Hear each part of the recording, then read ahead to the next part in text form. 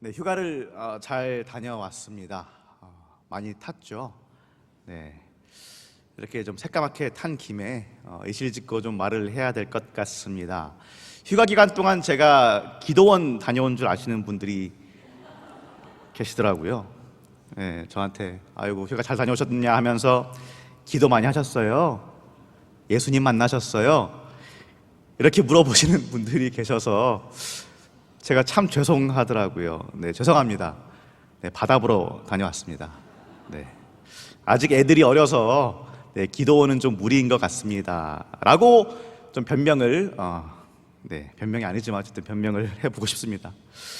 어쨌든 이번에 바다에 가서 좀 신기한 거를 봤는데요. 제가 참 딸바보 같아서 죄송하지만 제 딸아이가 아주 편안하게 바다에 붕둥둥 떠 있는 모습을 봤어요.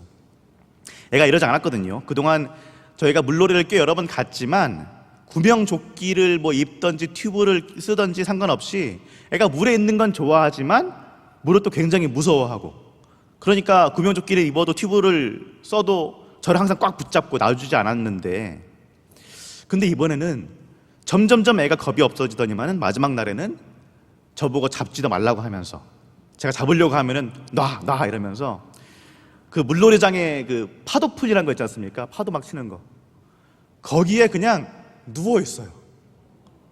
파도가 이렇게 치는데 얘는 그 위에서 둥둥 떠가지고 누워 있더라고요. 그걸 본 아이 엄마가 이제 와, 어떻게 그렇게 하니 이래야?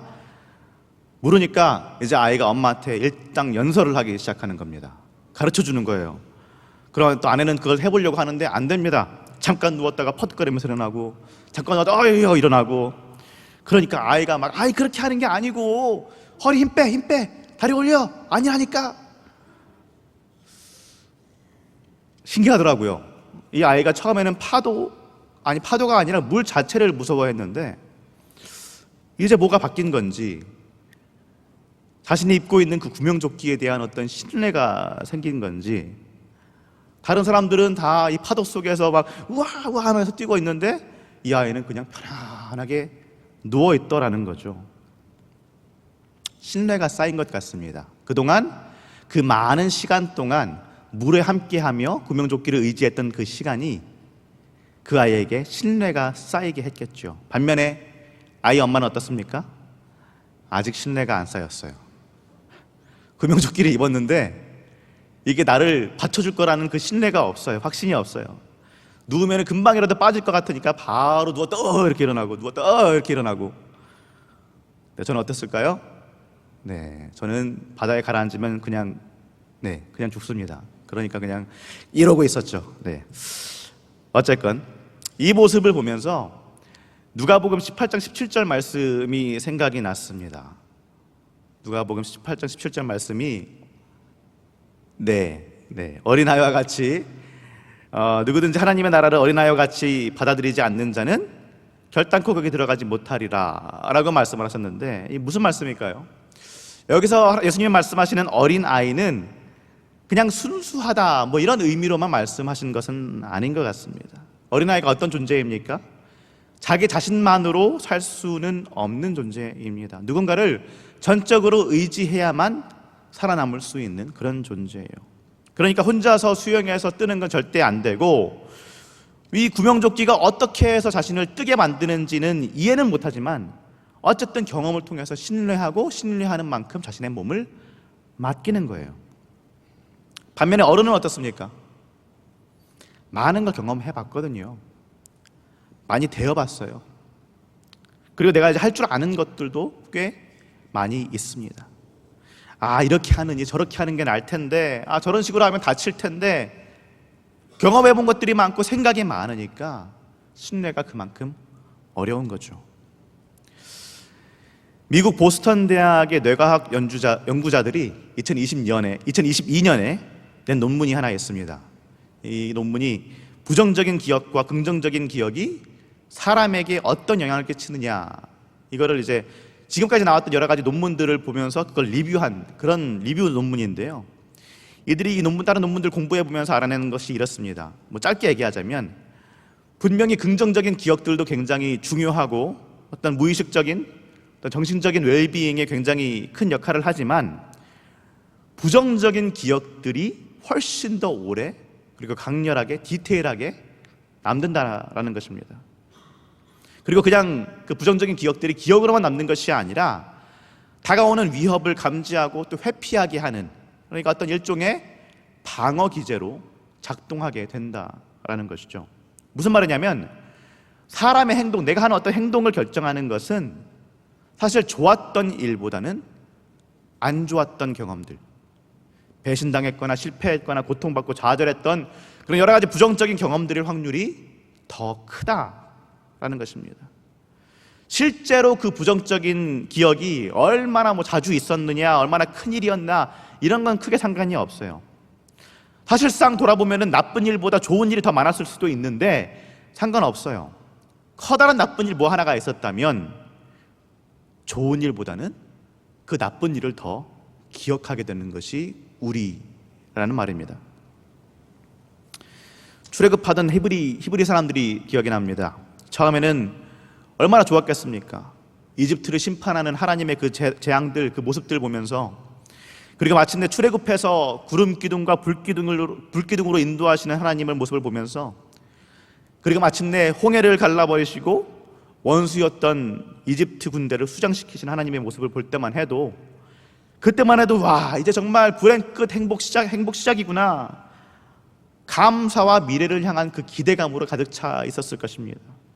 그런데 이 여정이, 약속의 땅으로 가는 그 여정이 하루가 지나고 이틀이 지나고 일주일, 한 달, 시간이 지나면 지날수록 낮에는 덥고 밤에는 춥고 목마르고 배는 고픈 이 사막 속에서 시간이 가면 갈수록 뭔가 생각이 바뀌는 겁니다. 이건 내가 생각한 삶이 아닌데. 이집트에서 힘들게 노동하며 살던 그때는 그 참혹한 현실에서 도피하는 것만 생각했지, 약속된 땅, 그 약속의 땅으로 걸어가는 그 여정 자체는 생각을 하지 못한 겁니다. 출애굽했으니까 이제 불행 끝 행복 시작, 이것만 생각하는데 그 여정을 생각하지 못하는 거예요. 그러니까 배신감을 느끼고 사사건건 거역하고 마침내는 하나님을 불신하기 시작하는 겁니다. 그런데 성도님들 생각해 보십시오. 이게 누구 잘못입니까? 히브리인들 마음대로 안 된 것이 하나님 잘못인가요? 물론 하나님이 그럴 수도 있죠. 만화처럼 그 60만 명이 넘는 사람들을 뻥 들어다가 약속의 땅으로 탁 내려주실, 그럴 수도 있겠죠. 하나님이시니까. 그리고 아마 그게 히브리인들이 원했던 것일 수도 있겠습니다. 그런데 하나님은 그렇게 하지 않으십니다. 왜냐하면 400년 동안 노예 생활하던 이 어중이 떠중이 60만 명을 하나의 나라로 만들어 가셔야 되기 때문에 그렇습니다. 그것도 창조주 하나님과 창조주 하나님과 세상을 이어주는 제사장 나라로 만들어 가야 하니까 그렇습니다. 그런데 지금 히브리인들은 뭐만 보는 겁니까? 지금 눈앞만 보이는 거예요. 내 상황만 보이는 거예요. 얼마나 하나님이 놀라운 일을 하셨는지 그걸 보는 것이 아니라 지금 내가 처한 상황만 보이는 겁니다. 그러니까 모세가 원망스럽고 하나님도 불신하게 되는 겁니다. 우리라고 해서 크게 다를까요? 분명히 하나님께서는 우리 삶 속에서 계속해서 역사해 오셨고 지금도 역사하고 계십니다. 우리가 정말 제대로 앉아서 나 자신의 삶을 관조해 보면은요, 신실하신 하나님께서 끊임없이 계속해서 우리 삶 가운데서 역사하고 계신다는 사실을 알 수 있습니다. 그런데 막상 내가 이제 힘들고 어려우면 어떻습니까? 이번에도 하나님이 지키시고 보호하시겠지, 하나님이 끝까지 함께 하시겠지, 이렇게 생각해야 되는데, 조금만 생각해 보면 지금까지 하나님이 정말 지키시고 보호하셨던 수많은 긍정적인 경험들이 있음에도 불구하고 그것들을 기억해내는 것이 아니라 부정적인 경험들, 부정적인 지금 현재 상황, 이런 것들만 눈에 보이는 겁니다. 그러다 보니까 무의식적으로 하나님에 대한 불신이 싹트기 시작하고요, 하나님이 하시는 일을 말로는 믿는데 실제로는 안 믿습니다. 하나님의 선하시다고 입으로는 고백하는데 실제로는 그렇지 않은 거예요. 하나님이 가게 하시는 그 길, 하나님이 하게 하시는 그 일들, 내게 좋은 것, 내게 선한 것이라는 것을 못 믿는 거예요. 믿는다고 하지만 이것들이, 이 일들이, 이 길이 나한테 좋은 것이다 라고는 못 믿는 겁니다. 그러니까 어떻게 해요? 첫 번째는 점점점 내 방식대로, 내 뜻대로, 내 보기에 옳은 대로 행하면서 하나님의 길이 아니라 내 길, 하나님의 일이 아니라 내 일을 하는 겁니다. 두 번째는 뭐예요? 맹신입니다. 맹신. 다 하나님 뜻이지, 그냥 믿으면 돼, 이런 말들 굉장히 믿음이 좋은 것 같이 들리죠. 물론 정말로 믿음이 좋은 분들이 하는 말일 수도 있겠지만 그 속을 잘 들여다보면 많은 분들이 실제로는 정말 실제의 하나님을 신뢰하지 않아서 하는 일종의 회피일 수 있습니다. 그냥 하나님 그분 자체, 진짜 하나님 그분의 뜻이 무엇인지는 관심이 없고 구하지도 않고 씨름해 보지도 않고 그냥 내 생각 속에 있는 하나님만 바라보면서 관계가 없는 믿음, 인격에 기반이 안 돼 있는 그런 신뢰가 아니라 미신에 가까운 그런 맹신을 하는 거죠. 생각하는 것이 아닙니다. 질문하지도 않고 씨름하지도 않습니다. 정말로 하나님을 신뢰해서 그분께 맡기는 것이 아니라 그냥 방임하는 겁니다. 나 몰라요, 하나님. 그런데 모든 것은 내 뜻대로 돼야 되는 거죠. 불신이 직접적으로 나는 하나님을 못 믿겠다라는 고백이라면, 맹신은 사실상 나는 아무것도 안 하겠다, 그런 방치입니다. 그렇다면 진짜 신뢰는 무엇일까요? 하나님을 신뢰한다는 것은 아무 생각 없는 순종이 아닙니다. 질문하면서도, 씨름하면서도, 절망하고 좌절 가운데 있다고 할지라도 어떻게든 그분께 순종하고 그분을 신뢰하고자 하는 결단이고 믿음입니다. 시편의 다윗을 생각해 보십시오. 다윗의 시편이 어디 깔끔하게 딱 떨어지는 그런 내용입니까? 아니요. 하나님께 수없이 질문하고 항의하기도 하고, 하나님 어떻게 이러실 수 있습니까? 그렇게 대들기도 하죠. 그런데 그럼에도 불구하고 결국에 그는 어디로 돌아옵니까? 결국에 다윗은 하나님 앞으로, 하나님께로 돌아옵니다. 우리 오늘 본문 시편 37편 5절 함께 읽어보겠습니다. 내 길을 여호와께 맡기라. 그를 의지하면 그가 이루시고. 아멘. 여기서 여호와께 맡기라 라고 번역된 말은요, 히브리어 원어로 보면은 골랄 야훼라고 되어 있는데, 무슨 말이냐면 직역을 하면은 여호와께 내던져라 라는 말이에요. 여호와께 쏟아부어라, 내던져라, 이런 말입니다. 그런데 이걸 오해하면 안 되는 게, 이게 내 일을 그냥 다 맡겨라, 일을 맡겨라, 너의 일을 맡겨라 라는 말이 아니에요. 내 일을 맡기면서 하나님께서 알아서 하세요, 나 몰라요, 그렇게 하라는 것이 아니라 너의 삶 전체를, 나라는 그 인격체를, 내 삶의 무게, 통제권, 결정권, 그 모든 것들을 진짜 전부 다 하나님께 넘겨버리라는 말입니다. 이게 무슨 말입니까? 그러니까 신뢰라는 것은, 하나님께 넘기라는 말은요, 내 삶을 온전하게 그분께 맡겨드리면서, 그렇기 때문에 그분께서 내 삶을 어디로 이끌어 가시는지를 순종하되 그냥 가만히 알아서 하시겠거니 하고 있는 것이 아니라 능동적으로 보고 따라가는 것이라는 겁니다. 신뢰에는 조건이 없습니다. 내가 원하는 대로, 내 꿈꾸는 대로만 돼야 됩니다, 그런 조건은 없습니다. 신뢰는 하나님은 나보다 훨씬 크시고, 나보다 훨씬 선하시고, 나보다 나의 앞길을 훨씬 잘 아시는 분이다 라는 그 사실을 인지하는 데서부터 시작합니다. 그리고 그 사실을 통해서 지금 내 삶이 너무나 어렵고 힘들지만, 그럼에도 불구하고 내 앞에 지금 놓인 길이 내가 생각하는, 내가 바라는 길이 아니고, 내 앞에 놓인 일이 내가 원하는 일이 아니라고 할지라도, 그럼에도 불구하고 나보다 나를 더 잘 아시고 나보다 나를 더 사랑하시는 하나님께서 지금 나에게 가장 필요하고 가장 선한 것을 주시기 위함이다, 그런 길이다라는 것을 믿는 것입니다. 이걸 우리가 믿을 수 있다면, 이 사실을 우리가 믿을 수 있다면 어떻게 될까요? 마치 제 딸이 구명조끼를 믿고 그냥 그 파도 속에서 세상 편안하게 누워서 그 출렁거림을 만끽했던 것처럼, 이 세상이 더 이상 두렵지 않습니다. 이 상황이 더 이상 내게 견딜 수 없는 고통으로 다가오지 않습니다. 계속해서 세상은 물밀듯이 나한테 다가옵니다. 물론 잠깐의 어려움이 있습니다. 두려움이 있습니다. 힘들 수 있습니다. 그러나 그럼에도 불구하고 결국에는 평안합니다. 믿는 겁니다. 나는 안전하구나. 결국 하나님은 선하시고 그분은 미쁘시고 결국 그분은 나를 포기하지 않으시고 푸른 초장으로 지금도 인도하고 계시는구나 믿게 되는 겁니다.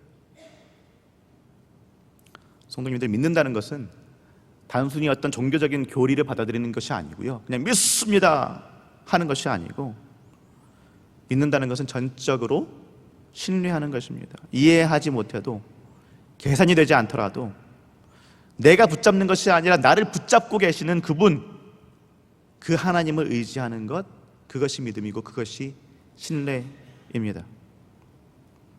우리가 신앙의 여정을 걷다 보면은 이 신뢰를 많은 순간 놓치죠. 하나님과 그동안 함께했던 경험들이 있었음에도 불구하고, 하나님께서 놀라운 일들을 하셨던 것을 분명히 내 눈으로 보고 경험했음에도 불구하고 막상 삶이 흔들릴 때는 못 믿는 겁니다. 불신이 고개를 쳐들어요. 이건 하나님이 못하시겠지. 이건 너무 큰데. 이건 안 되겠는데. 내가 방법을 찾아봐야겠다. 이렇게 생각합니다. 혹은 하나님과 관계없는 그런 어떤 맹신 속으로 뛰어들죠. 아무 생각 없이, 고민 없이 그냥 하나님이 하시겠지 하고 아무런 생각 없이 그렇게 살아갑니다. 하나님의 뜻을 구해야 되는데, 하나님과 씨름해야 되는데, 그런 모든 과정은 내팽개쳐 두는 거죠. 그러나 진짜 신뢰는 끊임없이 하나님께 물으며 씨름하며 때로는 불평도 하는 것입니다. 그렇게 우리가 주님과 함께 더불어 살면서 그분께 물으며 씨름하고 불평도 하면서, 그러나 결국에는 하나님 앞으로 돌아가겠다라고 다짐하고 결단한다면, 그분께서 결국에는 나에게 가장 좋은 것으로, 가장 선한 것으로 주고 계시고 주실 것임을 믿는다면, 성도님들, 더 이상 우리가 파도를 피할 필요가 없습니다. 도망가려고 할 필요가 없습니다. 오히려 그 파도 위에서 하나님의 품을 구명조끼 삼아서 편안히 몸을 맡길 수 있습니다. 세상은 여전히 요동치고 삶은 여전히 불안할지 모르지만, 그럼에도 그 속에서도 하나님의 신실하심을, 하나님의 선하심을 기억하고 기대하십시오. 지금 내 눈앞에 있는 것이 너무나 어렵고 그 길이 험할지 모릅니다. 그러나 그 길 또한, 그 일 동안 약속의 땅으로 가는 여정임을 기억하십시오. 그리고 걸어가십시오. 하나님이 함께 하십니다. 그렇게 우리가 뚜벅뚜벅 한 걸음씩 그 길을 걸어가다 보면, 그 일을 하다 보면 결국엔 하나님께서 모든 것을 이루시는 그날, 하나님께서 모든 것을 하실 그날, 우리가 우리 두 눈으로 똑똑히 보게 될 줄로 믿습니다. 기도하겠습니다. 아버지 하나님, 주님께서 우리에게 많은 것을 주셨는데 우리는 믿지 못할 때가 얼마나 많은지요. 불신 속에 머물기도 하고 때로는 아무 생각 없는 맹신으로 도망치기도 했습니다. 그러나 주님, 오늘 우리가 주님의 선하심을 믿고 주님을 정말 신뢰할 수 있기 바랍니다. 내가 이해할 수 없어도, 내 뜻과 다를지라도 주님이 선하시다는 것을, 내게 가장 좋은 것을 주시는 분이라는 것을 믿게 하여 주옵소서. 삶이 어렵습니다. 피곤합니다. 지칩니다. 그러나 나의 삶의 모든 것들을 주님께 맡겨드립니다. 나의 길을 주님께 맡겨드립니다. 인도하여 주시옵소서. 감사드리며 예수님의 이름으로 기도합니다. 아멘.